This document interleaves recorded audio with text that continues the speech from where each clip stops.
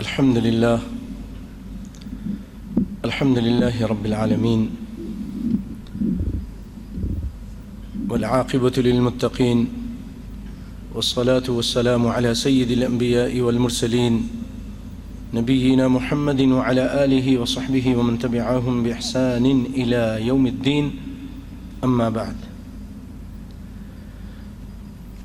قال الله تبارك وتعالى في محكم تنزيله: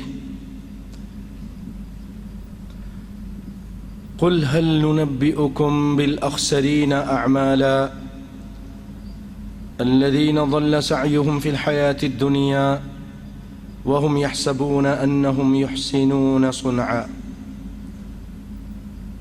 أولئك الذين كفروا بآيات ربهم ولقائه فحبطت أعمالهم فلا نقيم لهم يوم القيامة وزنا ذلك جزاؤهم جهنم بما كفروا واتخذوا آياتي ورسلي هزوا. وقال الله تعالى في موضع آخر: فليحذر الذين يخالفون عن أمره أن تصيبهم فتنة أو يصيبهم عذاب أليم. وقال حبيبنا ونبينا صلى الله عليه وسلم: من أحدث في أمرنا هذا ما ليس منه فهو رد. رواه مسلم عن عائشة.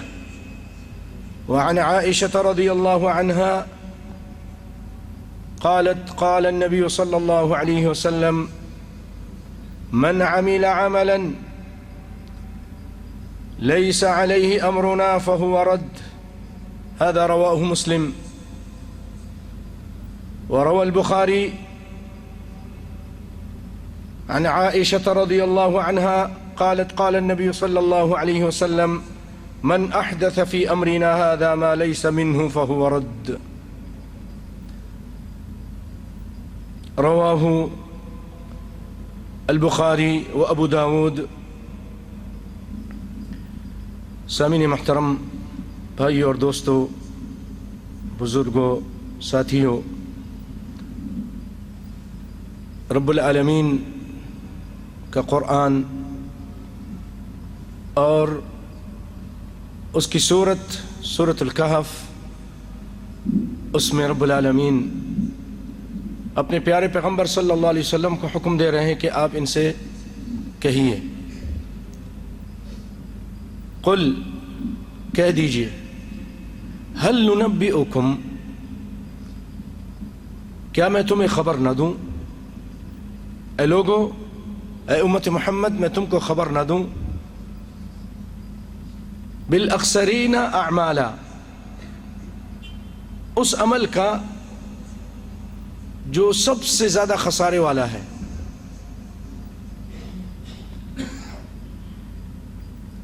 اعمال کے اعتبار سے سب سے زیادہ خسارے والا عمل، کیا اس کے بارے میں خبر نہ دوں؟ پھر آگے فرمایا اللہ تعالیٰ نے: الذین ضل سعیہم فی الحیاۃ الدنیا، یہ لوگ ایسے ہیں کہ ان کی کوششیں، ان کی محنتیں سب دنیا میں ضائع ہو گئیں. وَهُمْ يَحْسَبُونَ أَنَّهُمْ يُحْسِنُونَ صُنْعًا، اور وہ یہ سمجھ رہے ہیں کہ وہ بہت اچھے کام کر رہے ہیں، اچھے کام سمجھ کے کر رہے ہیں، لیکن وہ سب کے سب اللہ کے ہاں ضائع ہو گئے. ٹکے کا بھی اجر و ثواب نہیں بلکہ عذاب ہے. پھر آگے فرمایا ان کے بارے میں: أولئك الذين كفروا بآيات ربهم ولقائه فحبطت أعمالهم فلا نقيم لهم يوم القيامة وزنا. یہ لوگ ہیں جنہوں نے کفر کیا اپنے رب کی آیتوں کے ساتھ اور اس کی ملاقات کا. فحبطت اعمالهم تو ان کے سارے اعمال بیکار چلے گئے، ضائع چلے گئے ان کے اس کام کی وجہ سے۔ اب دیکھیے وہ کام کون سا ہوگا جس کی وجہ سے ان کی کوششیں دنیا میں ضائع ہو گئیں، اور اللہ تعالیٰ ان کے بارے میں کہہ رہا ہے کہ یہ کفر کیا، کفروا بآیات ربہم، رب کی آیتوں کا انکار کیا، اور فحبطت اعمالہم، ان کے اعمال بھی ضائع چلے گئے۔ جب اعمال ضائع چلے گئے فلا نقیم لہم یوم القیامۃ وزنا، ہم قیامت کے دن ان کے لیے ترازو بھی نہیں قائم کریں گے، ان کے اعمال کا وزن نہیں کریں گے۔ انہوں نے ایسے غلط کام کیے ہیں کہ اب ان کا حساب بھی لینے کی ضرورت نہیں ہے، اس کام کی وجہ سے یہ جہنم میں جائیں گے۔ سنیے آگے، ذالک جزاؤہم جہنم، ترازو بھی نہیں قائم ہوگا، ان کا بدلہ جہنم ہے۔ بما کفروا، بوجہ اس کے کہ جو انہوں نے کفر کیے تھے، واتخذوا آیاتی ورسلی ہزوا، اور انہوں نے اللہ اور اس کے رسول کو مذاق بنا لیا تھا، ان کا مذاق اڑاتے تھے اللہ اس کے رسول کی باتوں کا۔ بھائیو، سب سے زیادہ خسارے والا عمل جو انسان کرتا ہے اور اس کو سمجھتا ہے کہ میں اچھا کام کر رہا ہوں، اور وہ کام اللہ اس کے رسول کے بتائے ہوئے طریقے کے مطابق نہیں ہوتا۔ حضرات محترم، آپ کو معلوم ہے کہ اعمال کی قبولیت کے لیے توحید کے بعد، اسلام لانے کے بعد، موحد ہونے کے بعد تو بہت دو اہم شرطیں ہیں۔ ایک تو یہ کہ نیت صحیح ہو، اخلاص اللہ رب العالمین کے لیے، خالص لوجہ اللہ کام کرے، دنیا والوں کے لیے نہیں، لوگوں کے لیے نہیں، کسی کی خوشی کے لیے نہیں، رب العالمین کی خوشی کے لیے۔ نماز ہو کہ روزہ ہو کہ حج ہو کہ تقریر ہو کہ بیان ہو، کچھ بھی ہو، کہ جہاد ہو، کوئی بھی کام، چھوٹا کام ہو بڑا کام ہو، رب العالمین کی رضا کے لیے۔ اللہ سے دعا اللہ ہم سب کو اخلاص عطا فرما، آمین یا رب العالمین، مجھے بھی اور آپ کو بھی، آمین۔ اخلاص ہو، اور دوسری چیز نبی کائنات صلی اللہ علیہ وسلم کے طریقے کے مطابق ہو، علی وفق طریقۃ النبی، علی وفق النبی، نبی صلی اللہ علیہ وسلم کے طریقے کے مطابق جو بھی کام ہوگا اور اخلاص ہوگا، چھوٹا سا بھی کام ہو، اللہ رب العالمین بہت زیادہ اجر دیں گے۔ اور بھائیو، اگر کام بہت بڑا ہے، اخلاص نہیں ہے تب بھی بیکار ہے، نبی کا طریقہ نہیں ہے تب بھی بیکار ہے۔ تھوڑی سی روشنی اور ڈالنا چاہتا ہوں۔ نبی کائنات صلی اللہ علیہ وسلم نے فرمایا قیامت کے دن ایک آدمی کو لایا جائے گا، رب العالمین اس سے پوچھیں گے بھئی تم نے کیا کیا؟ اللہ میں قرآن پڑھتا تھا، دن رات قرآن پڑھتا تھا، راتوں کو نماز میں قرآن پڑھتا تھا، تیری رضا کے لیے۔ اللہ رب العالمین فرمائیں گے تو جھوٹ بولتا ہے۔ فرشتے جو وہاں کھڑے ہوں گے کہیں گے تو بھی جھوٹ بولتا ہے، کذبتا۔ بھائی وہ قرآن پڑھتا تھا، لیکن تم اس لیے قرآن پڑھتے تھے کہ لوگ تم کو قاری کہیں، بہت اچھی آواز کہیں، بہت بڑا عالم ہے کہیں، بہت بڑا حافظ ہے، تم اس لیے قرآن پڑھتے تھے۔ لوگوں کی رضا اور خوشنودی اور ان سے واہ لینے کے لیے تمہاری نیت تھی، جو نیت تھی وہ تم کو مل گئی، اب میرے پاس کچھ بھی نہیں۔ فرشتوں کو حکم دیا جائے گا، ان کو اٹھا کر سب سے پہلے جو جہنم کو دہکایا جائے گا، آگ بھڑکائی جائے گی انہی لوگوں سے، انہی لوگوں سے۔ بھائیوں، کتنا بڑا کام ہے قرآن پڑھنا، حفظ کرنا، نمازوں میں پڑھنا، لیکن نیت صحیح نہیں تھی، بیکار چلا گیا۔ پھر مجاہد کو بلایا جائے گا، مجاہد صاحب آپ نے کیا کیا؟ اللہ تیرے راستے میں جہاد کیا، اس قدر جہاد میں آگے بڑھا کہ میں نے اپنی جان بھی قربان کر دی۔ اللہ رب العالمین فرمائیں گے جھوٹ بولتا ہے۔ فرشتے بھی کہیں گے جھوٹ بولتا ہے، حدیث میں اسی طرح ہے، تو جھوٹ بولتا ہے۔ اللہ کیا بات ہے؟ اللہ رب العالمین فرمائیں گے تو نے جہاد اس لیے کیا کہ لوگ تجھے کہیں بہت بڑا بہادر ہے، بہت شجاع ہے۔ فقط قیل، جو تیری نیت تھی، جو تیری چاہت تھی دنیا میں پوری کر دی ہم نے۔ تم یہ چاہتے تھے کہ لوگ مجھے بہادر کہیں، لوگوں نے کہہ دیا، واہ واہ کر دی، واہ بھائی واہ، بڑے زبردست بھائی، بڑا کارنامہ انجام دیا۔ اب جو نیت تھی وہ تم کو مل گئی، تم یہ چاہتے تھے نا کہ تم کو لوگ واہ واہ کر دیں، وہ مل گئی، اب میرے پاس کچھ نہیں ہے۔ اللہ کے راستے میں خرچ کرنے والے کے لیے بھی بھائیوں کتنا بڑا کام ہے کہ انسان اپنی جان قربان کر دے، لیکن نیت نہیں اچھی تو اس کام کی کوئی حیثیت نہیں۔ اللہ اکبر، اگر نیت اچھی ہے بھائیوں، نیت اخلاص کے ساتھ ہے، اللہ کی رضا کے لیے ہے، آپ صلی اللہ علیہ وسلم فرماتے ہیں من قال لا الہ الا اللہ مخلصا، جو اخلاص کے ساتھ لا الہ الا اللہ پڑھتا ہے اور پھر ساری زندگی اس پہ گزارتا ہے، دخل الجنہ، وہ جنت میں جاتا ہے۔ کام بظاہر چھوٹا ہے لیکن بہت بڑا ہے، سارے معبودان باطلہ کا انکار کرتا ہے، اللہ کی حاکمیت کو، اس کی ربوبیت کو، اس کی الوہیت کو تسلیم کرتا ہے، سب کا انکار کرتا ہے، اخلاص کے ساتھ کرتا ہے، رب العالمین اس کو جنت میں داخل کریں گے۔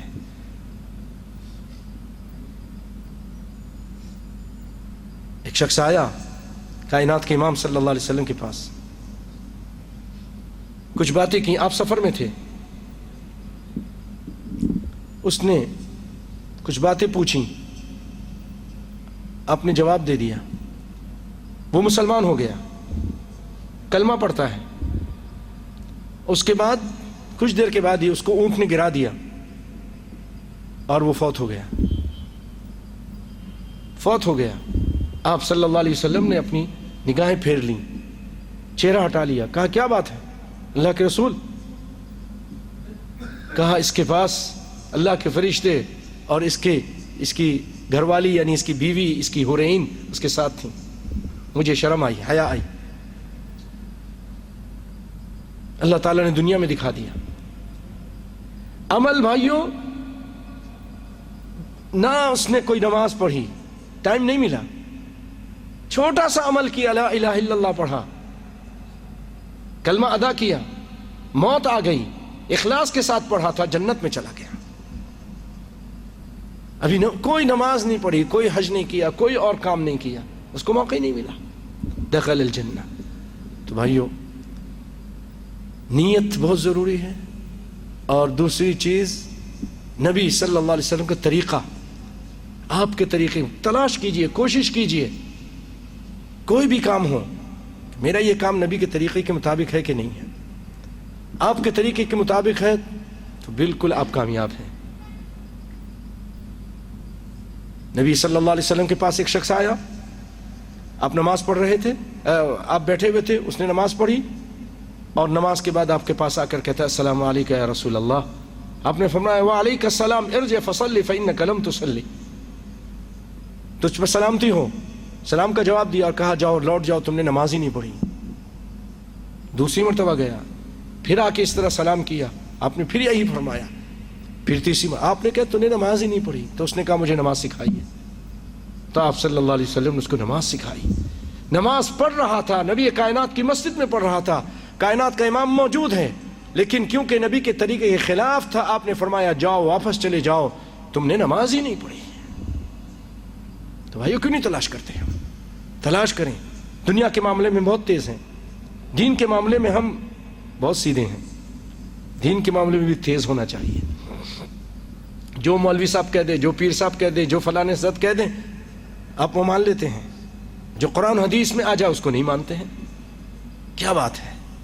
بھائیو 3 شخص آئے، آپ نبی صلی اللہ علیہ وسلم کی سنت کی اہمیت کا اندازہ کیجئے، کائنات کے امام صلی اللہ علیہ وسلم کے گھر پر آپ نہیں تھے، انہوں نے آ کر پوچھا آپ کیسے نماز پڑھتے ہیں، آپ کیا کرتے ہیں؟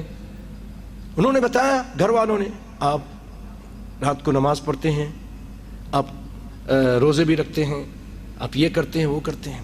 یہ چیزیں سن کر ان تینوں صحابیوں نے وہیں کھڑے کھڑے ایک بات کہی، ایک عہد کیا۔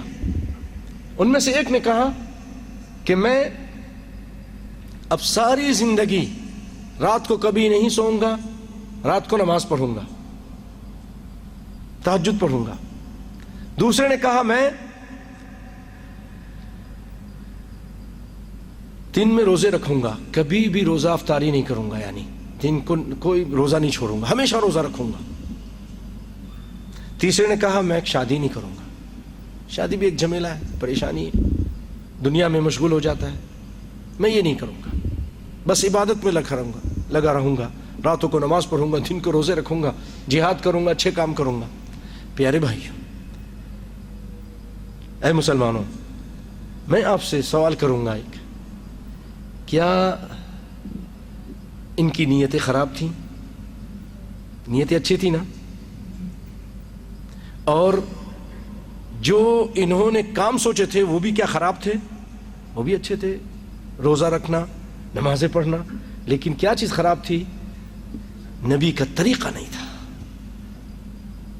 نبی کائنات صلی اللہ علیہ وسلم کو پتا چلا، گھر آئے لوگوں، عورتوں نے بتایا کہ ایسا ایسا ہوا ہے۔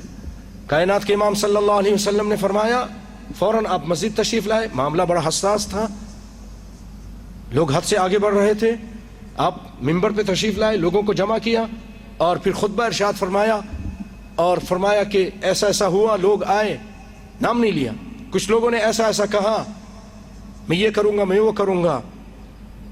لوگوں سنو، انی اخشاکم للہ واتقاکم للہ، میں تم سب سے زیادہ اللہ سے ڈرنے والا اور تقوی رکھنے والا میں اللہ کا نبی محمد مصطفیٰ ہوں۔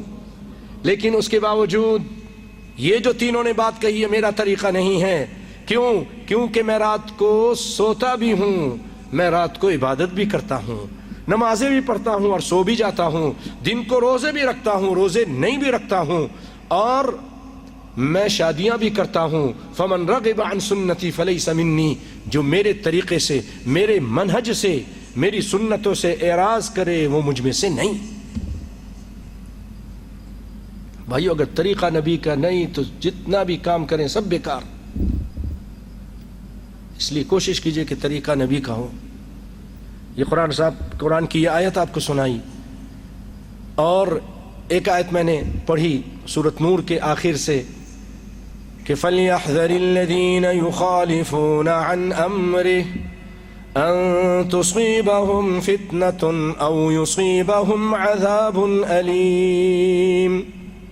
ڈر جانا چاہیے ان لوگوں کو جو مخالفت کرتے ہیں کام میں، نبی کے کام میں، نبی نے جو کیا وہ نہیں کرتے، اس کی مخالف کرتے ہیں۔ فَلْيَحْذَرِ الَّذِينَ يُخَالِفُونَ عَنْ أَمْرِهِ أَن تُصِيبَهُمْ فِتْنَةٌ، کہ وہ فتنے میں گر جائیں۔ نبی کی مخالفت کرنے والے فتنے میں، امام شافعی رحمۃ اللہ علیہ فرماتے ہیں کہ ممکن اس کو پاگل پن پہنچ جائے، پاگل ہو جائے۔ أَوْ يُصِيبَهُمْ عَذَابٌ أَلِيمٌ، یا اس کو دردناک عذاب پہنچ جائے۔ ایک اور آیت سناتا ہوں آپ کو، چلیں یہ آیت انشاءاللہ بعد میں سناؤں گا اگر یاد رہی درس کے آخر میں۔ آیت ابھی یاد ہے مجھے، ابھی سنا دوں، چلیں۔ وَمَن يُشَاقِقِ الرَّسُولَ مِن بَعْدِ مَا تَبَيَّنَ لَهُ الْهُدَى وَيَتَّبِعْ غَيْرَ سَبِيلِ الْمُؤْمِنِينَ نُوَلِّهِ مَا تَوَلَّى وَنُصْلِهِ جَهَنَّمَ وَسَاءَتْ مَصِيرًا۔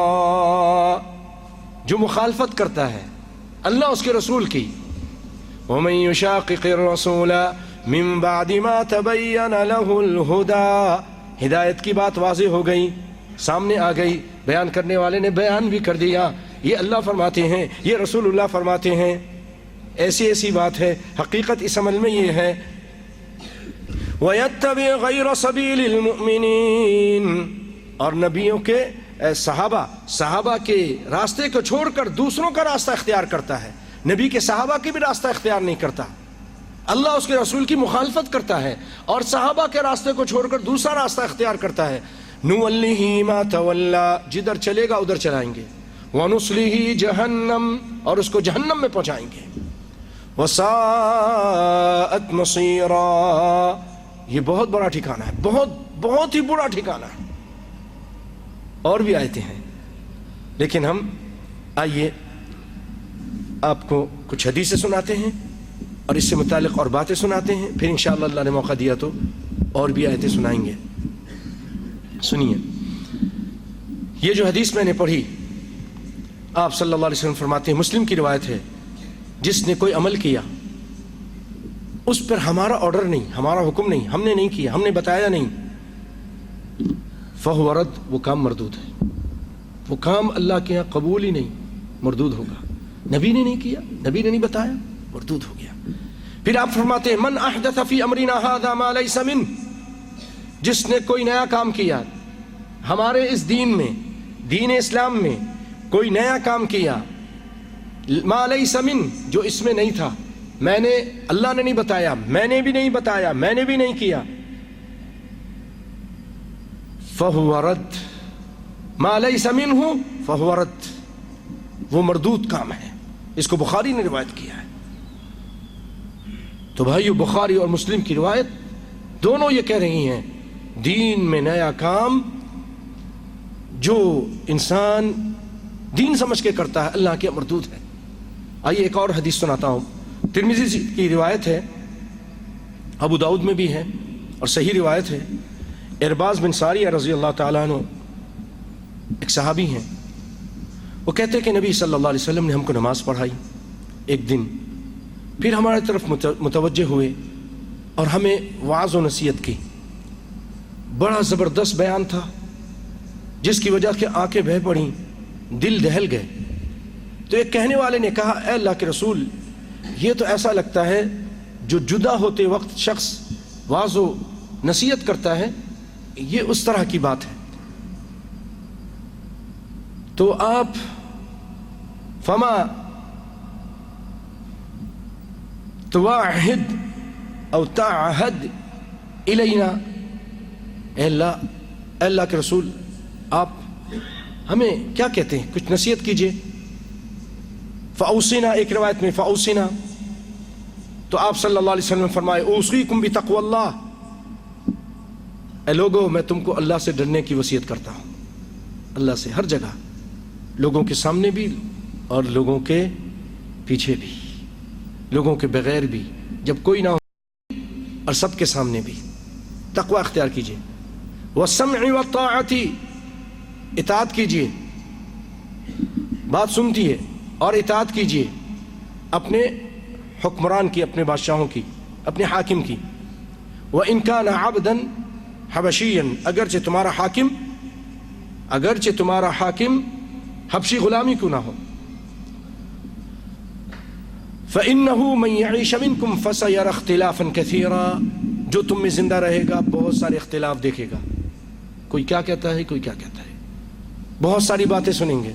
پھر تم نے کیا کرنا ہے، فَعَلَيْكُمْ بِسُنَّتِي وَسُنَّتِ الْخُلَفَاءِ الرَّاشِدِينَ الْمَهْدِيِّينَ مِن بَعْدِي، تم میری سنت کو اور میرے خلفاء راشدین کی سنت کو مضبوطی سے تھام لینا، تمسکوا بہا وعضوا علیہا بالنواجذ، اس کو پکڑ لینا اور اس کو داروں سے پکڑ لینا۔ پھر آپ نے فرمایا، ایاکم ومحدثات الامور، خاص تم یعنی ہوشیار رہنا، بچتے رہنا دین میں نئے کام سے، دین میں نئے کاموں سے بچتے رہنا۔ فَإِنَّ كُلَّ مُحْدَثَةٍ بِدْعَةٍ وَكُلَّ بِدْعَةٍ ضَلَالَةٍ، کیونکہ ہر نیا کام جو دین سمجھ کے دین میں کیا جائے وہ بدعت ہے اور ہر بدعت گمراہی ہے۔ دین سمجھ کے جو کام نئے کام کیے جاتے ہیں۔ سیدنا حذیفہ رضی اللہ تعالیٰ عنہ بیان کرتے ہیں کہ میں نے کہا، اللہ کے رسول، هل بعد هذا الخیر شر، یہ جو خیر ہے، آپ خیر لے کر آئے ہیں، دین اسلام، اس کے بعد بھی شر ہے؟ سنیے آپ نے کیا فرمایا، آپ نے فرمایا نعم، اس کے بعد شر ہے. کیا شر ہے؟ غور سے سنیے. قوم یستنون بغیر سنتی، لوگ ایسے کام کریں گے جو میری سنت میں نہیں ہوگا، میرے طریقے میں نہیں ہوگا. ایسی سنتیں ایجاد کریں گے جو میری سنت نہیں ہوگی، طریقے اپنی طرف سے باتیں بدعات جاری کریں گے جو میں نے نہیں بتائی ہوں گی. بات سمجھ رہے؟ یستنون بسنتی ویہتدون بغیر ہدی، اور ہدی کہ ایسی چیزوں پر چلیں گے، اس کو اپنا منہج بنائیں گے جو میرا طریقہ نہیں ہوگا. تو پھر میں نے کہا اللہ کے رسول کیا اس شر کے بعد کوئی اور شر بھی ہے؟ آپ نے فرمایا ہاں یہ شر ہے، لوگ بدعت کریں گے، میری سنت کے علاوہ کچھ اور چیزوں پہ عمل کریں گے. پھر فرمایا کہ دعات علی نار جہنم، ایسے داعی ہوں گے، ایسے پکارنے والے، ایسے واعظ کرنے والے، ایسے ملا مولوی ہوں گے، ایسے تقریریں کرنے والے ہوں گے، دعات علی نار جہنم، وہ جہنم کے اوپر کھڑے ہوں گے. من اجابہم قذفوہ فیہا، جو ان کی بات کو سنے گا اور ان کی دعوت کو قبول کرے گا وہ اس کو اٹھا کے جہنم میں پھینک دیں گے. قلت یا رسول اللہ صفہم لنا، اللہ کے رسول ان کی صفتیں تو بیان کیجئے. قال نعم، آپ نے فرمایا اچھا بیان کرتا ہوں. ہم من جلدتنا، ہماری نسل سے ہوں گے. وَيَتَكَلَّمُونَ بِأَلْسِنَتِنَا، ہماری گفتگو کریں گے، ہماری زبان میں گفتگو کریں گے. قلت فما تأمرنی، اللہ کے رسول پھر آپ کیا آرڈر دیتے ہیں جب ایسے لوگ آ جائیں، جہنم کے دروازے پہ کھڑے ہوں اور برائی کی دعوت دے رہے ہوں، شرک و بدعات کی دعوت دے رہے ہوں، تو آپ ہمیں کیا آرڈر دیتے ہیں؟ آپ نے فرمایا ان ادرکت ذالک، اگر تو وہ پالے، تلتزم جماعت المسلمین و امامہم، مسلمانوں کی جماعت اور مسلمان جو قرآن و سنت کے ماننے والے مسلمان، قرآن و حدیث کے ماننے والے، توحید کے ماننے والے، رسول اللہ کی اتباع کو ماننے والے مسلمان، ان کی جماعت کو لازم پکڑ لینا، ان کے امام کو.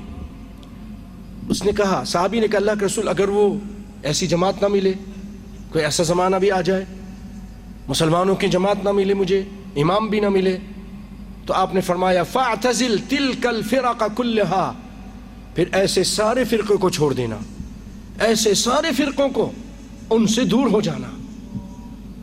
یاد رکھیے فرقہ وہ ہوتا ہے بھائیو جو قرآن و سنت کے علاوہ لوگوں کو اپنی طرف بلائے. قرآن و سنت سے ہٹ کر جس چیز کی طرف لوگ بلا رہے ہوتے ہیں وہ فرقہ ہے، اور قرآن و سنت کی طرف جو بلایا جا رہا ہے یہ جماعت ہے. اگر ایک ہی آدمی کیوں نہ ہو، جماعت ہے وہ. ان ابراہیم کان امتا قانتا، ابراہیم علیہ السلام اللہ کی توحید کی طرف بلا رہے تھے، اللہ نے ان کو جماعت کہا ہے، اکیلے تھے، جماعت تھے. اسی لیے بھائیو جو بھی قرآن و سنت پر ہوگا وہ جماعت ہے، اور قرآن و سنت سے ہٹ کر لوگوں کی آراء، بدعات اور دیگر باتوں پر ہوگا وہ یاد رکھیے فرقہ ہے. کل حزب بما لدیہم فرحون، اللہ نے کہا یہ جماعتیں ہیں، حزب ہیں، اور جو ان کے پاس اس پر خوش ہیں. حق پر وہی ہے. آپ نے جب ایک موقع پہ فرمایا تھا نا کہ عیسائیوں میں 71 فرقے بنے، یا آپ نے فرمایا اس یہودیوں میں 71 بنے، عیسائیوں میں 72، اور ستفترق امتی 73 فرقا، میرے امت میں 73 فرقے بنیں گے. کلہم فی النار، سب کے سب جہنم میں جائیں گے. صحابہ کرام پریشان ہو گئے. آپ نے فرمایا الا ملۃ واحدۃ، ایک جماعت جنت میں جائے گی، ایک ملت. لوگوں نے کہا اللہ کے رسول وہ کون ہوں گے؟ قال ما انا علیہ واصحابی، جس پر میں ہوں اور میرے صحابہ ہیں، جس پر میں اور میرے صحابہ. اور بھائیو صحابہ کرام کے دور میں اللہ کی کتاب تھی یا مصطفیٰ کی بات تھی، اس کے علاوہ کوئی اور بات نہیں تھی. جو ان دونوں چیزوں پہ ہوگا وہ ملت ہے، وہ جماعت ہے اور وہ جنت میں جائے گا.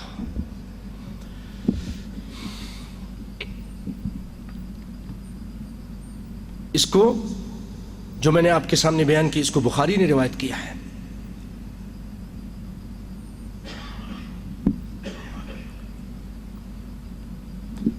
پیارے بھائیوں،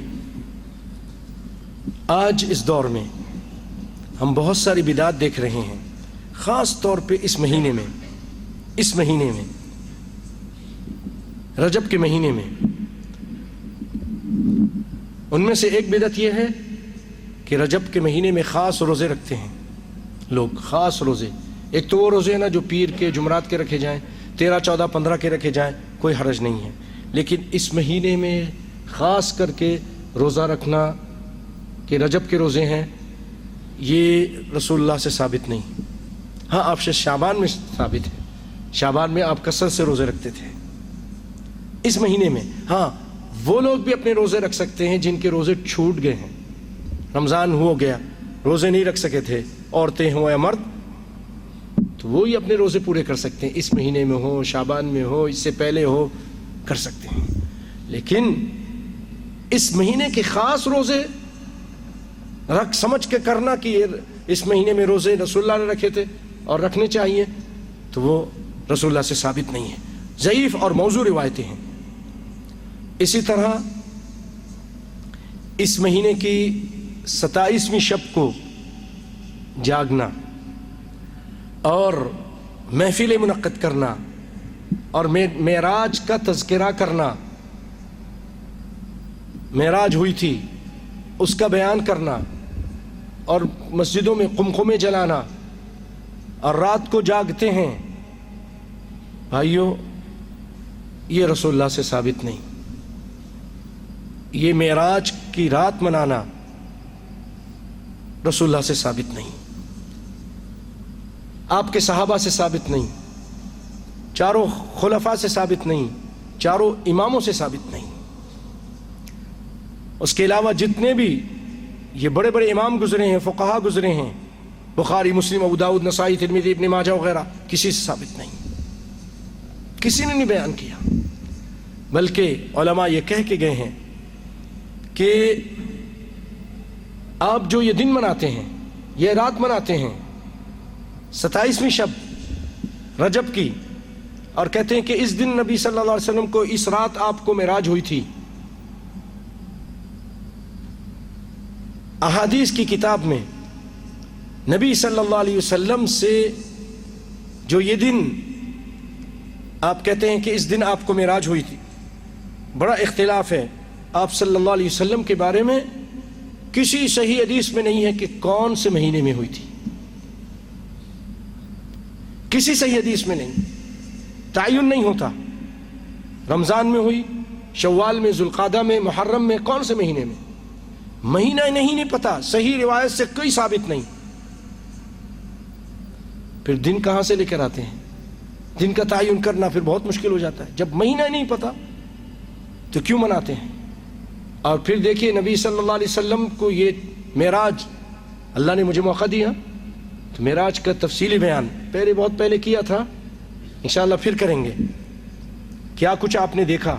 معراج حقیقت میں ہوئی، جسم کے ساتھ ہوئی.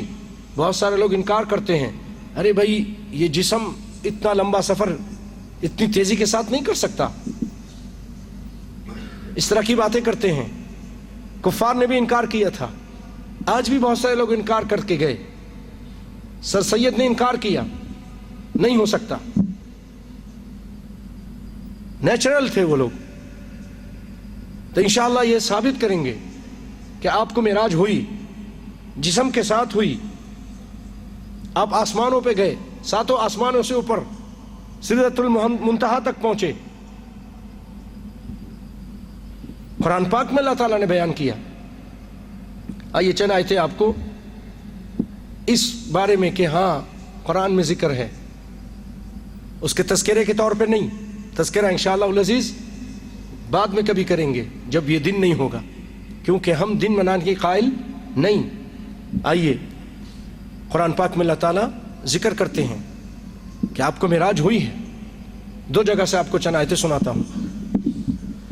بسم اللہ الرحمن الرحیم والنجم اذا هوى ما ضل صاحبكم وما غوى وما ينطق عن الهوى إن هو إلا وحي يوحى علمه شديد القوى ذو مرة فاستوى وهو بالأفق الأعلى ثم دنا فتدلى فكان قاب قوسين أو أدنى فأوحى إلى عبده ما أوحى ما كذب الفؤاد ما رأى أفتمارونه على ما يرى ولقد رآه نزلة أخرى عند سدرة المنتهى عندها جنة المأوى إذ يغشى السدرة ما يغشى ما زاغ البصر وما طغى۔ سدرۃ المنتہا کے پاس جہاں جنت بھی ہے، عندها جنت المأوى اذ یغشی السدرۃ ما یغشی، اس بیری کے درخت کو جو ڈھانپ رہی تھی، جو چیز ڈھانپ رہی تھی، ما زاغ البصر وما طغى لقد رأى من آیات ربه الکبریٰ، آنکھیں نہیں بہکی، اور ما زاغ البصر وما طغى لقد رأى من آیات ربه الکبریٰ، بڑی بڑی نشانیاں اپنے رب کی دیکھی آپ نے، اپنے رب کی۔ دوسری جگہ اللہ نے فرمایا بسم اللہ الرحمن الرحیم سبحان الذي أسرى بعبده ليلا من المسجد الحرام إلى المسجد الأقصى الذي باركنا حوله لنريه من آياتنا إنه هو السميع البصير۔ بابرکت ہے وہ ذات جو اپنے بندے کو لے گیا، کس کو؟ اپنے بندے کو، رات کے ٹائم لے گیا۔ اسرا رات کے ٹائم چلنے کو بولتے ہیں۔ اسرا بعبدہ لیلا من المسجد الحرام الى المسجد الاقصى، مسجد حرام سے مسجد اقصی کی طرف، یعنی ہجرت سے پہلے یہ ہوئی۔ تو بھائیو یہ ثابت ہے، اور بہت ساری نشانیاں دیکھیں، صحیح احادیث میں ہے، دلچسپ ایمان بڑھانے والے اس کے اندر واقعات ہیں۔ اللہ نے چاہا تو انشاءاللہ یا تو رمضان سے پہلے یا رمضان کے بعد اللہ نے موقع دیا تو انشاءاللہ آپ کے سامنے اس کو اعلان کریں گے اور بیان کریں گے۔ تو بھائیو آپ صلی اللہ علیہ وسلم کو معراج ہوئی، کہاں ہوئی؟ کہاں ہوئی؟ مکہ میں ہوئی، مدینے میں نہیں، مکہ میں ہوئی۔ اللہ خود کہہ رہا ہے من المسجد الحرامی، آپ وہاں تھے ام ہانی کے گھر میں، جیسے کہ حدیث میں، وہاں سے اللہ تعالیٰ لے گیا، سینہ چاک ہوا، سارا کچھ ہوا۔ اس کے بعد آپ صلی اللہ علیہ وسلم کچھ عرصے رہے مکے میں، پھر مدینے آ گئے۔ مدینے میں کتنے سال رہے؟ 10 سال۔ کبھی بھی آپ نے یہ دن نہیں منایا۔ اگر بھائیو یہ دن منانا ثواب کا کام ہوتا، قمقم جلانا، راتوں کو محفل منعقد کرنا، تو آپ صلی اللہ علیہ وسلم کہتے ارے بھائی آج کی رات معراج ہوئی تھی، مناؤ نا، جاگو، یاد کرو، بیان کرو، لیکن نہیں کیا کہ ایک حدیث دکھا دیجئے، علم سے بات کیجئے، ہاتوا برہانکم ان کنتم صادقین۔ اگر آپ یہ کرتے ہو تو کوئی دلیل لے کر آ جاؤ، کوئی دلیل نہیں ہے۔ پھر صحابہ کرام، ان کی زندگی میں بھی یہ چیز ثابت نہیں کہ انہوں نے کیا، خلفاء راشدین نے بھی نہیں کیا۔ تو بھائیو جب یہ کام ہم دین سمجھ کے کرتے ہیں، نبی سے ثابت نہیں، قرآن سے ثابت نہیں کہ یہ کرو، نبی سے ثابت نہیں، نبی کے بعد صحابہ سے ثابت نہیں، آپ کے خلفاء سے ثابت نہیں، چاروں اماموں سے ثابت نہیں، تو آپ کیوں کرتے ہیں؟ یہ کام بدعت ہے۔ اور یہ وعید یاد رکھیے من احدث فی امرنا هذا ما لیس منہ فہو رد، جس نے کوئی کام کیا اس دین اسلام میں ما لیس منہ، اس دین اسلام میں نہیں بتایا گیا، وہ کرتا ہے وہ مردود کام ہے. کام کرنے والا بھی مردود، وہ کام بھی مردود. دونوں معنی ہو سکتے ہیں. اور بھائیوں چلیں کچھ باتیں سن کر پھر ایک اور زبردست حدیث سناؤں گا، اللہ نے چاہا تو رونگٹے کھڑے کر دے گی. بخاری کی روایت ہے، ابو داؤد میں بھی ہے، نسائی میں بھی ہے، اللہ کے فضل و کرم سے. اور اس مہینے میں ہزاری نماز بھی پڑھتے ہیں لوگ، اور 15ویں رجب کو ام داؤد کے نام سے کوئی روزہ بھی رکھتے ہیں، اور رجب کے پہلی رات 12 نمازیں پڑھتے ہیں. اسی طرح ایک بدعت اور بھی ہے کہ صلاۃ الرغائب پڑھتے ہیں. اس سے متعلق جتنی بھی روایتیں ہیں سب ضعیف ہیں.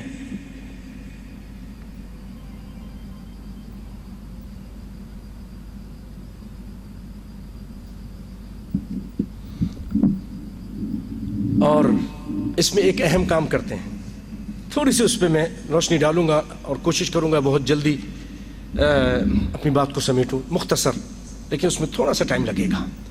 اس میں ایک بدعت کرتے ہیں اور اس کا نام عربی میں معاجن رجب، رجب کا معجون نام دے دیجئے، رجب کا حلوہ، جس کو ہمارے یہاں نام رکھا گیا ہے رجب کے کنڈے. حلوہ پوری پکاتے تھے. اور یہ ہندوستان میں اس رسم کی ابتدا سن 1906 میں ہوئی. یہ رجب میں سن 1906 میں ہوئی ریاست رامپور میں، جب امیر مینائی لکھنوی کے فرزند خورشید احمد مینائی نے رامپور سے منشی جمیل احمد جمیل کی نظم منظوم کہانی داستان عجیب چھپوا کر رامپور میں عام طور پہ تمام مسلمانوں میں تقسیم کرایا، سنیوں میں. جیسا کہ مصطفیٰ علی خان نے اپنے کتابچہ جواہر مناقب میں، اور مولانا حکیم عبد الغفور ہشیار آنولی نے جو بریلوی ہیں، انہوں نے رجب کے کنڈے کے عنوان سے ایک تحقیقی مقالہ جو کہ صحیفہ اہل حدیث کراچی 14 اگست 1964 کی اشاعت میں شائع ہوا. اس میں ان علماء نے ثابت کیا کہ ایک نئی رسم ہے، بریلوی عالم بھی کہہ رہا ہے کہ یہ نئی رسم ہے، جس میں تمام مسلمانوں کو اجتناب کرنے کا کہا گیا ہے، اپیل کی گئی ہے. میں علماء کا نام بعد میں لوں گا کہ انہوں نے اس سے منع کیا ہے، انشاءاللہ ان کا نام بھی لوں گا. بڑے بڑے علماء نے منع کیا ہے. آئیے سر درس وہ قصہ سناتا ہوں، پہلے بھی کئی مرتبہ سنایا ہے، لیکن بہت سارے ہمارے ساتھی مجھے نئے چہرے بھی نظر آ رہے ہیں، انہوں نے کبھی سنا نہیں یا سنا بھی ہوگا. چلے اس کے اعادہ کر دیتا ہوں. فذکر فإن الذکریٰ تنفع المؤمنین، نصیحت کرتے رہو، مومنوں کو نصیحت فائدہ دیتی ہے. بھائیو یہ جو نظم بنائی نا منشی صاحب نے، امیر مینائی لکھنوی کے فرزند خورشید احمد مینائی نے رامپور میں منشی جمیل احمد جمیل جو شاعر تھا، شیعہ تھا، اس نے ایک نظم بنائی تھی اور وہ تقسیم کر دی تھی. وہ نظم کے اندر جو کہانی ہے وہ کیا ہے کہ ایک لکڑہارا رہتا تھا مدینے کے اندر، اور وہ بڑا غریب تھا، بڑا پریشان ہوا، کام نہیں چل رہا تھا، دوسرے ملک چلا گیا کام کرنے کے لیے، اور وہاں بھی اس کی قسمت نے ساتھ نہیں دیا، کام صحیح چلا نہیں. بیوی بڑے پریشان ہوئی، لکڑہارن مجبور ہو کر اس نے وزیرانی کے گھر میں کام شروع کر دیا، نوکرانی بن گئی، جھاڑو دیتی تھی.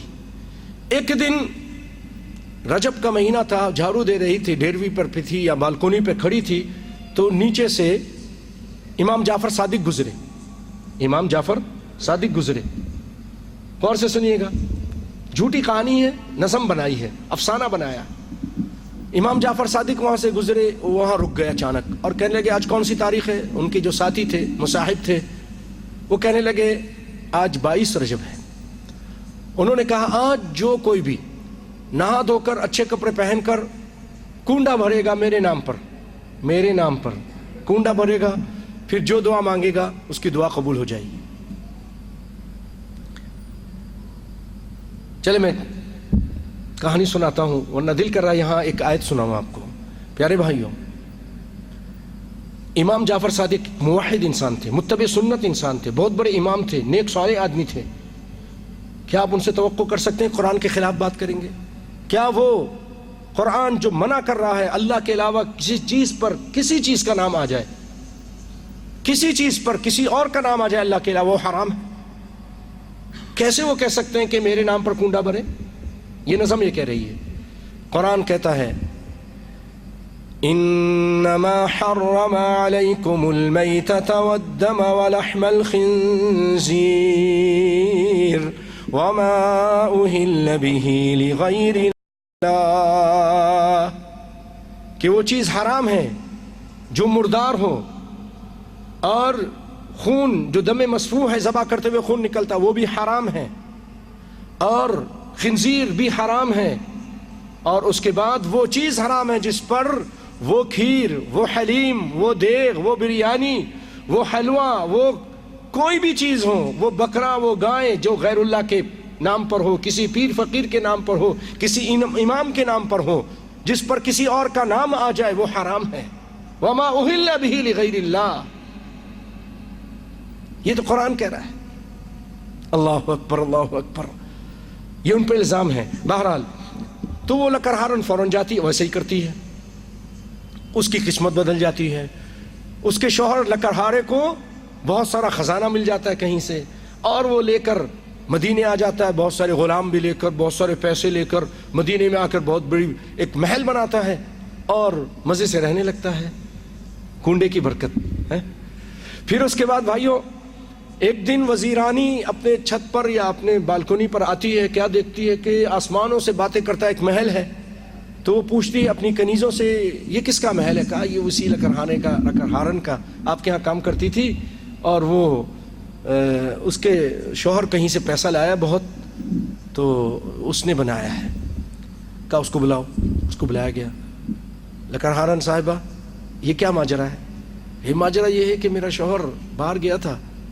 وہ نہیں، ماجرا یہ کہ 22 رجب کو میں نے کنڈے بھرے تھے. میں ایک مرتبہ آپ ہی کے گھر پہ تھی، امام جعفر گزرے تھے، انہوں نے ایسی ایسی بات کہی، میں نے فوراً اس پہ عمل کیا اور کنڈے بھرے، تو میری قسمت بدل گئی. میرا شوہر جو بہت پریشان تھا، بہت سارا مال لے کر آیا، تو یہ میں نے بلڈنگ بنائی، محل بنایا، اور مزے سے رہ رہی ہوں. کنڈے کی برکت سے ہوا ہے جی، اور کوئی تو بات نہیں ہے. تو وہ وزیرانی کہنے لگی تو جھوٹ بولتی ہے، تو بکواس کرتی ہے، یہ صحیح بات نہیں ہے، یہ کنڈے کی برکت نہیں ہے، بلکہ تیرے شوہر نے کوئی ڈاکہ ڈالا ہے، کوئی چوری کی ہے. یہ وہ اس نے کنڈے کا انکار کر دیا. کنڈے کا انکار کرنے سے بھائیوں یہ ہو گیا کہ فوراً اللہ کا عذاب آنا شروع ہو گیا اس خاندان پر. چھوٹے وزیر نے الزام لگا دیا اور وہ ثابت ہو گیا کہ بڑا وزیر جو اس وزیرانی کا شوہر ہے وہ چور ہے، ڈاکو ہے، غبن کیا اس نے. حساب کتاب چیک ہوا، اس کا غبن ثابت ہو گیا. اس کو ملک، دونوں میاں بیوی کو ملک بدر کر دیا گیا، بادشاہ نے ملک سے نکال دیا. دونوں جا رہے تھے، راستے میں ایک جگہ خربوزہ بک رہا تھا، خربوزہ خرید لیا، پوٹلی میں رکھ لیا، کہیں بھوک لگے گی تو کھائیں گے. تو بھائیوں اسی دوران جب شام ہوئی تو شہزادے صاحب جو شکار کے لیے گئے تھے وہ واپس نہیں آئے. اب تو ہلچل مچ گئی.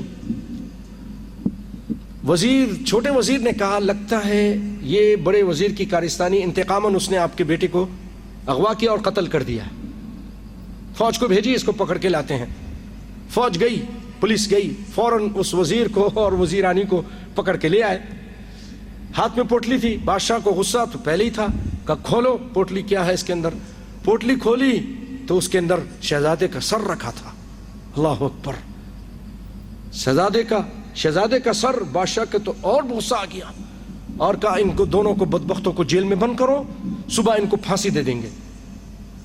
غمن بھی کیا اور میرے بیٹے کو قتل بھی کیا. اب یہ دونوں بیٹھ گئے میاں بیوی. کیا گناہ کر لیا ہم نے؟ کون سی پاپ، کون سی بات، کیا ہو گیا جو یہ ہمارے پر عذاب نازل ہوا؟ بیوی کہنے لگی مجھے لگتا ہے میں نے جعفر صادق، امام جعفر صادق کے کنڈے کا انکار کیا تھا ایک مرتبہ، لکر ہارن نے بیان کیا تھا، میں نے اس کو کہا تو تیرا شوہر چور ہے، ڈاکو ہے، انکار کیا تھا، لگتا اسی کا، کہنے لگے ہاں، شوہر بھی کہتا ہے وہ بھی کوئی پکا انہی کی طرح تھا، کہنے لگے ہاں تو نے بالکل بہت گناہ کیا ہے، معافی مانگ اللہ سے۔ اب دونوں معافی مانگنے لگے، رات بھر اللہ سے معافی مانگنے لگے اپنے گناہوں پر اور اس پر کہ ہم نے یہ بہت بڑا پاپ کیا ہے۔ پھر اس کے بعد صبح ہوئی، صبح ہونے سے پہلے پہلے شہزادہ واپس آ گیا، بادشاہ بہت حیران، اور بادشاہ حیران ہونے کی باری تھی، کیا ماجرا ہے، بلاؤ ان کو۔ ان کو دونوں کو بلایا گیا، کیا بات ہے، پوٹلی کھولو، پوٹلی کھولا تو اس کے اندر خربوزہ تھا، تو اور بھی حیران ہوا۔ پھر پوچھا بادشاہ نے کہ تم بتاؤ تو صحیح کیا مسئلہ کیا ہے، یہ کیا ہو رہا ہے میرے ساتھ، کیا مسئلہ ہے؟ تو اس نے سارا قصہ بتایا، بادشاہ بڑا خوش ہوا، اور اس نے چھوٹے وزیر کا دوبارہ حساب چیک کیا تو وہ سارا فراڈ تھا، وہی بدماش تھا، اس کا سارا چیک کیا تو وہ غبن نکلا، اس کو پکڑ کے باہر کر دیا، اور بادشاہ اور سارا خاندان اور یہ وزیر پورے ہر سال 22 ارب کو کنڈے دینے لگ گئے، 22 ارب کو کنڈے بھرنے لگ گئے، اور اللہ خیر صلی اللہ۔ بھائیوں، اس کہانی پر، یہ جھوٹی کہانی، افسانہ، اس پر اگر غور، یہ آپ یہ نہ سمجھے کوئی مذاق ہے، یہ اس طرح کر کے امت کو شرک اور بدعت کی طرف لگایا گیا ہے، اور کتنے لوگ اس کاموں پہ لگے ہوئے ہیں، اپنی آخرت تباہ کر لی ہوئی ہے ان قصے کہانیوں پر لگ کر، جھوٹی باتوں پر لگ کر، قرآن و حدیث کو چھوڑ کر،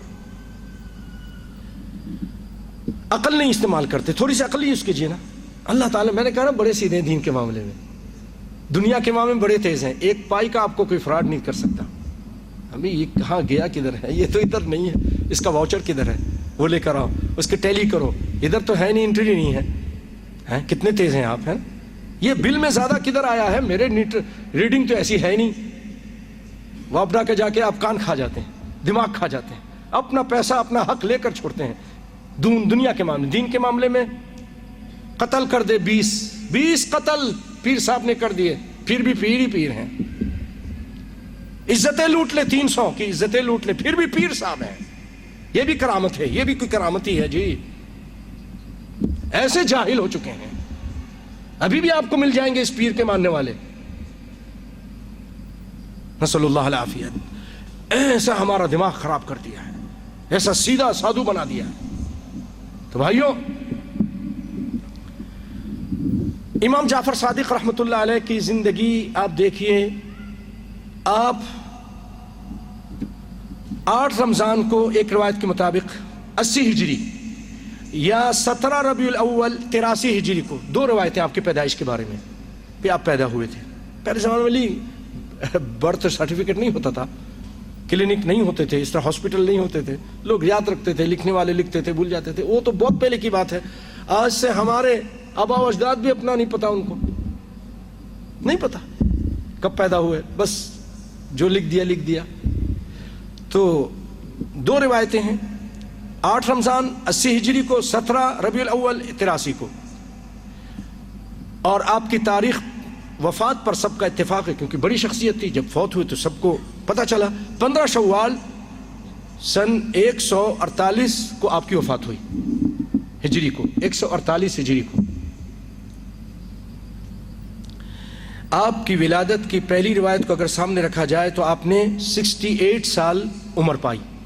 یہ تحقیقی باتیں ہیں، یہ علمی باتیں ہیں۔ 68 سال کی عمر پائی، اور آپ کی عمر کے 52 سال 52 سال خلفائے بنی امیہ کی خلافت میں گزرے۔ توجہ دیجئے گا، بہت اہم بات کرنے لگا ہوں، اور انشاءاللہ اس کو سمجھ کے آگے پہنچائیے گا۔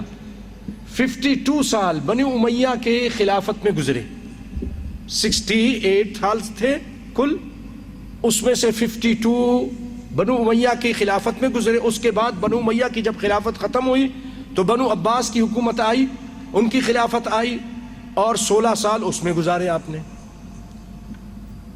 اب میں اہل علم حضرات سے پوچھوں گا کہ بنو امیہ کے دارالخلافہ کدھر تھا؟ ریاض بھائی، بنو امیہ کا دارالخلافہ کدھر تھا؟ کوئی ادھر سے بولے، کوئی ادھر سے بولے، بولو نا بھائی۔ دمشق میں تھا، دمشق میں تھا۔ اور بنو عباس کا کدھر تھا؟ دارالخلافہ بغداد میں تھا.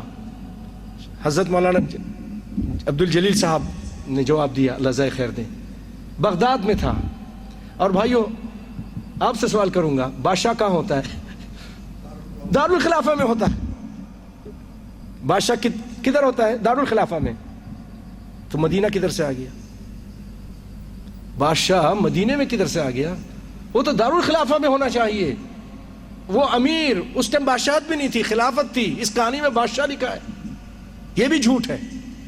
اور مدینے میں اس کو پہنچا دیا، حالانکہ مدینے میں نہیں. یہ قصہ ان بیچاروں کو دوبارہ بنانا چاہیے. اب وہ تو فوت ہو گئے نا، خود ہی بنا لو پھر دوبارہ. قصے کو دوبارہ بناؤ، اس کی نظم کو، اس کی ترمیم کرو اور اس میں یہ چیزیں ایڈ کرو. جھوٹ بولنے والے کا حافظہ نہیں ہوتا.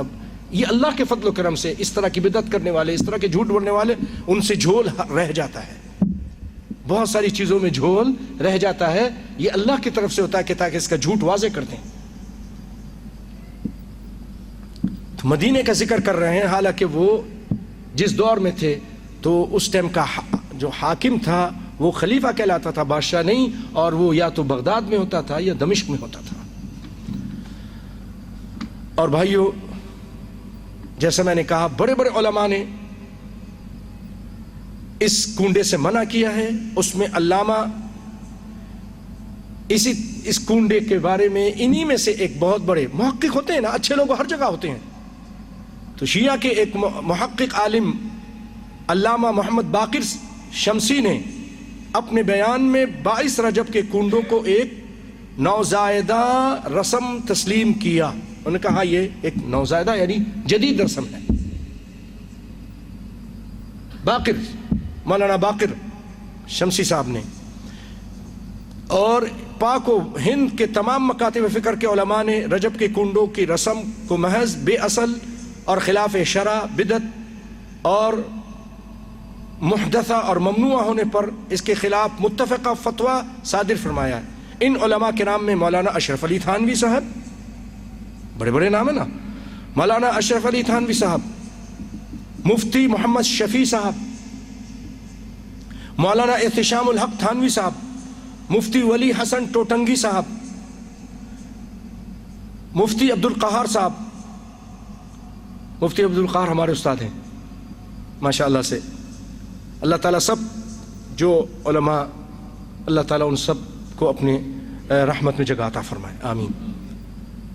مفتی عبد الرحیم محمد ایوب فرنگی محل لکھنوی، مفتی سید محمد مبارک علی مدرسہ مصباح العلوم بریلی والے، مفتی محمد یاسین محتمم دارالعلوم سرائے عام بریلی، مولانا محمود الحسن بدایونی صاحب، اور ان کی کتاب کنڈوں کی حقیقت، اس سے یہ چیزیں آپ کے سامنے یہ کہانی بیان کی ہے. کس کی کتاب ہے؟ مولانا محمود الحسن بدایونی صاحب کی کتاب کنڈوں کی حقیقت سے ماخوذ. دلائل کے ساتھ ہم بات کرتے ہیں. ہاتھو برہانکم. تو بھائیو یہ تھی باتیں. ٹائم بہت زیادہ ہو رہا ہے. میں نے آپ سے وعدہ کیا تھا آخری ایک زبردست رونگٹے کھڑی کرنے والی حدیث سناؤں گا اور اپنی بات کو ختم کروں گا. کائنات کے امام صلی اللہ علیہ وسلم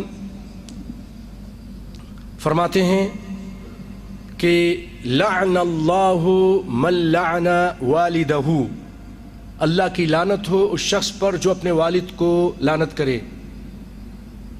ایک اور روایت میں والدی بھی ہے، جو اپنے ماں باپ کو لعنت کرتا ہے، گالی گلوچ کرتا ہے، نہیں کرنا چاہیے،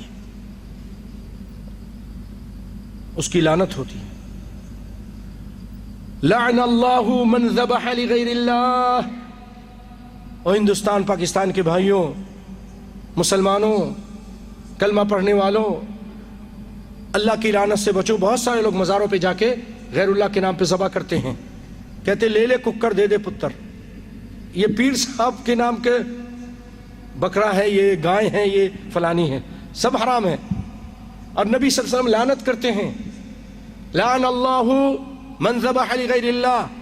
پھر فرمایا لعن اللہ من غیر منار الارض، جو زمین کی نشانی کو بدلتا ہے، کھیت میں جا کے کھوٹے کو آگے کر دیتا ہے، اپنے گھر کے پلاٹ میں بلاک کو آگے کر دیتا ہے تاکہ یہ میرا ہو جائے، دیوار آگے بنا لیتا ہے، فراڈ کرتا ہے، جا کر عدالت میں جھوٹی گواہیاں دے کر اپنے لوگوں کے پلاٹ قبضہ کر رہا ہے ناجائز، تو آپ صلی اللہ علیہ وسلم فرماتے جو زمین کی نشانی کو بدلتا ہے زمین زیادہ کرنے کے لیے، اس پہ بھی لعنت۔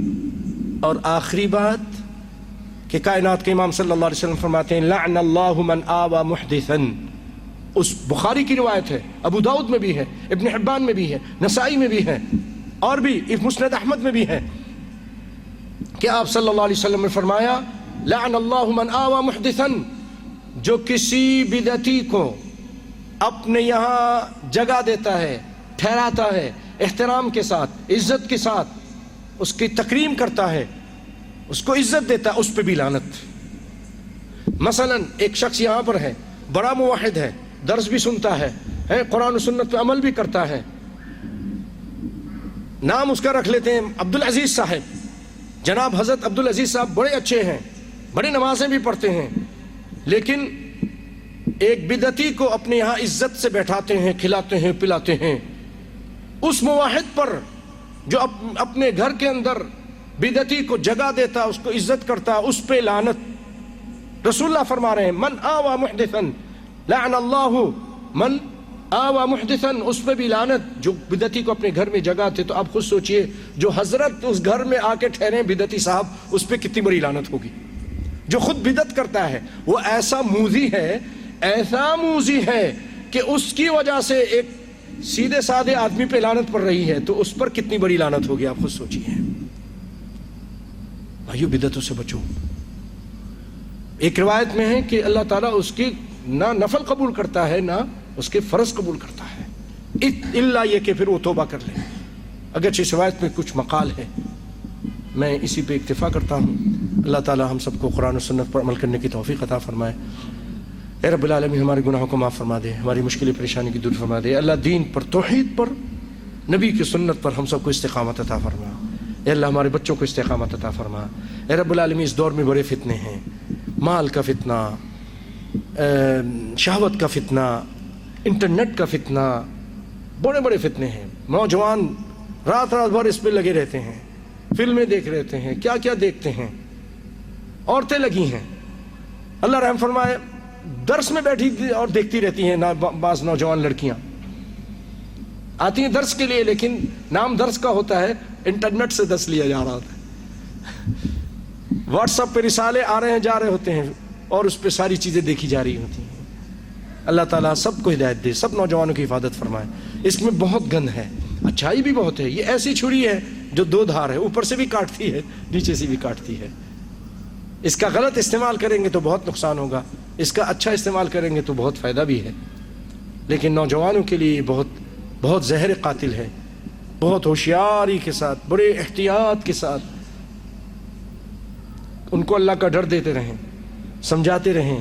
اے اللہ ہمارے اولادوں کو، ہمارے بچوں کو، نوجوانوں کو، مسلمانوں کو ہر قسم کے فتنوں سے ہمیں بھی ان کو بھی بچا کے رکھ اے رب العالمین۔ اور بھی بہت سارے فتنے آ رہے ہیں، بڑے بڑے پیر فقیر کا فتنہ، شرک بدعات کا فتنہ، اے اللہ ہر قسم کے فتنوں سے بچا کے رکھ۔ اے اللہ ہمیں دین اسلام پہ ثابت رکھ، اسی پہ موت عطا فرما۔ اے اللہ دنیا اور آخرت کی ذلت اور رسوائی سے بچا۔ اے رب العالمین قبر کے عذاب سے بچا، جہنم کی آگ سے بچا۔ اے رب العالمین جنت الفردوس میں اعلیٰ مقام عطا فرما۔ نبی صلی اللہ علیہ وسلم کے ہاتھوں سے محشر کے دن حوض کوثر سے پانی نصیب فرما۔ بھائیو یہ وہ پانی لوگ جب پیاسے ہوں گے جائیں گے پینے کے لیے، جو بدعتی ہوگا، اگرچہ دنیا میں نماز پڑھتا ہوگا اور وضو کرے گا جس کی وجہ سے اس کے چہرے چمک رہے ہوں گے، جب نبی کائنات صلی اللہ علیہ وسلم کے پاس جب پیاس، شدت کی پیاس لگی ہوگی، آئے گا پانی پینے کے لیے۔ بہنوں غور سے سنو، جب پیاس لگی ہوگی، چہرہ چمک رہا ہوگا اور ہر آدمی ننگا ہوگا اس دن، ننگے پاؤں، غرن غرلا، لوگ ننگے ہوں گے، ننگے پاؤں، حفاتن عراتن غرلا، حدیث میں آیا ہے ننگے پاؤں ہوں گے، ننگے جسم ہوں گے اور بغیر مختون ہوں گے، ختنہ نہیں ہوگا۔ اسی حالت میں اللہ کے پاس، رسول اللہ کے پاس آئیں گے، وہ اس حالت میں ہوں گے، پیاس لگی ہوگی پانی لینے کے لیے، پانی پینے کے لیے۔ نبی صلی اللہ علیہ وسلم ان کو دیکھیں گے، چہرہ چمک رہا ہوگا کیونکہ نماز پڑھتے تھے، وضو کرتے تھے، وضو کے سے چہرہ چمک رہا ہوگا۔ آپ صلی اللہ علیہ وسلم فرمائیں گے آنے دو، تو فرشتے سامنے آ جائیں گے اور کہیں گے آپ کو نہیں معلوم ما احدثوا انک لا تدری ما احدثوا بعدک، آپ کو نہیں معلوم کہ انہوں نے آپ کے بعد کیا دین کو بدل دیا تھا، دین میں نئے نئے کام. احدثوا کے معنی بدعت جاری کیے تھے. آپ کو غصہ آ جائے گا جبکہ آپ رحمت للعالمین ہیں، آپ محسن انسانیت ہیں، بڑے نرم ہیں، گالیاں کھا کر اور پتھر کھا کے بھی دعائیں دیتے ہیں، لیکن بدعتی کے لیے اتنے سخت ہیں. آپ فرمائیں گے سحقن سحقن سحقن، دور کرو، ہٹا دو، دور کرو، دفع کرو، ان کو ہٹاؤ، میرے بعد میرے دین بدل دیا. تو بھائیوں اگر نبی کے ہاتھ سے حوض کوثر سے پانی پینا ہے تو بدعت سے بچیے، ہر قسم کی بدعت سے بچیے. اللہ نبی صلی اللہ علیہ وسلم کے ہاتھوں سے ہمیں جام کوثر نصیب فرما. اے رب العالمین، میٹھا ٹھنڈا، دودھ سے زیادہ سفید، شہد سے زیادہ میٹھا ہے اللہ وہ پانی نصیب فرمانا جو پی لے گا پھر وہ جنت میں داخل ہونے تک کبھی بھی پیاسا نہیں ہوگا. اے اللہ پرسرات سے گزرنا بھی آسان فرما دینا، حساب کتاب آسان فرمانا. اے رب العالمین سیدھے ہاتھ پہ ہمارا اعمال نامہ دینا. اے رب العالمین قبر میں بھی حساب کتاب آسان فرمانا. قبر بھائیو، اے اللہ اس کو روزہ من ریاض الجنہ بنا دینا، ہم سب کے لیے جنت کے باغیچہ بنا دینا. اے اللہ یہ سارے تیرے بندے دل کے ساتھ بڑے اخلاص کے ساتھ یا اللہ یہ آمین بول رہے ہیں، ان کی دعاؤں کو قبول فرما لے. ربنا آتنا فی الدنیا حسنہ وفی الآخرۃ حسنۃ وقنا عذاب النار.